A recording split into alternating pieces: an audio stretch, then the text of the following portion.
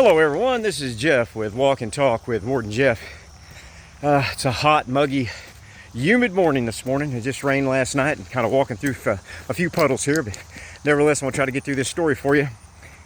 It was back when I was a lieutenant in a high-medium security facility. I was working in the gym, or actually I was working, my zone was the gymnasium, the yard, and the kitchen. Three of the hot spots. Dead of summer, of course that's always your roughest. But anyway, I was a zone lieutenant during that time. And when I was working in the chow hall earlier that day, I'd noticed that this inmate and another inmate was having some trouble. And I went over and talked to the one inmate, and he said that it was all cool, everything was fine. They got it all squashed and everything was taken care of. Well, I never believed that, but you got to take them at their word sometimes. So I watched them for the rest of the day in the chow hall. They eyeballed each other once or twice, but no big deal. So the inmates went back to their cell house, and when they did, yard was getting ready to be called for them next, and they had a choice to go to yard or gym. Well, I watched the yard line very closely to see if those two guys were in there. Well, neither one of them was in there, so I thought, well, they're either going to fight in the cell house or they're going to fight in the gym. Well, sure enough, here come the one inmate, the bigger inmate, came out first. He was like second in line to go to the gym. Had on his gloves and his boots and everything to lift weights or whatever he was going to do. Then the very last guy out the door come the little dude. They used to call this guy Conan.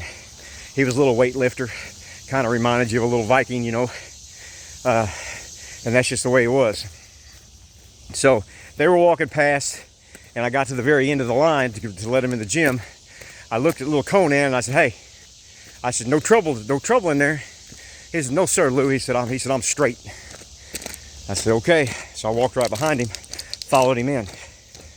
As soon as he saw the big guy that he got into it earlier in the kitchen with, he reaches in his pants, pulls out 2 razor blades melted to the end of toothbrush handles, ran at this guy and sliced him 3 or 4 times before you could say the word what.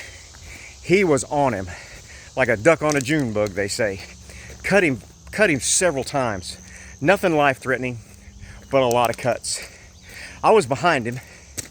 I thought, well, this is, it's a dangerous situation when you deal with anybody with any blades or any knives, because you don't want to get cut either. So I come up from behind the guy and I grabbed him while his arms were down by his side and held him the best I could and took him to the ground. Other staff then got involved to get the blades away from him. The other inmate was standing there.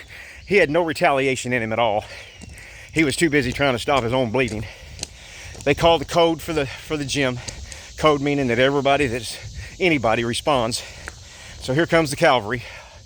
The troops, all the officers and other lieutenants and things come running to the gym. I've still got my guy, the guy who did the cutting.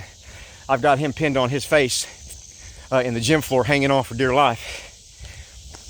And other inmates weren't getting involved. It was just those two. So that was also a good thing. Easily, another inmate could have drugged me off of that guy. They could have been on for, a while. But nevertheless, it didn't work out that way. I held him until staff got there. We got him cuffed and got him put in the in segregation.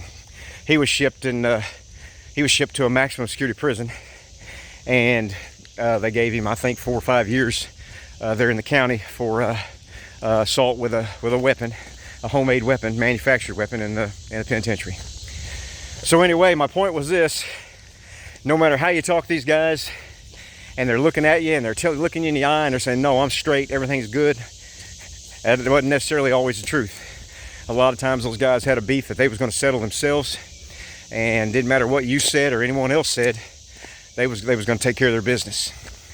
But anyway, that's just the dangers of working behind the fences and walls of prisons, because any minute a guy can pull anything out of his pants or under his shirt or out of a coat or in a boot or anything that they've got stashed, and go to slashing. Just, at this time, he slashed another inmate. Could have very easily been another officer getting slashed if he had a beef with him, with this guy's mentality. So anyway, that's my story today. I'd like for you to like, subscribe, and comment on my page. And I'll try to have more stories for you a little later. Have a great day. I'm out.